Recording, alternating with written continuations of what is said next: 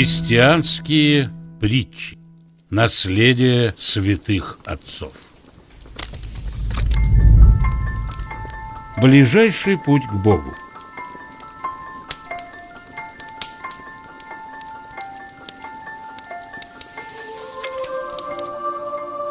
Ученик как-то сказал своему учителю: «Милый мой учитель, я не могу больше выносить, чтобы что-нибудь отвлекало меня.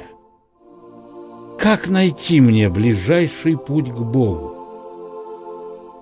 Учитель ответил: «Где путь труднее, там ты и иди. Бери то, что бросает мир, и что делает мир, ты не делай. Иди противно миру во всех вещах, и тогда ты придешь к нему ближайшим путем».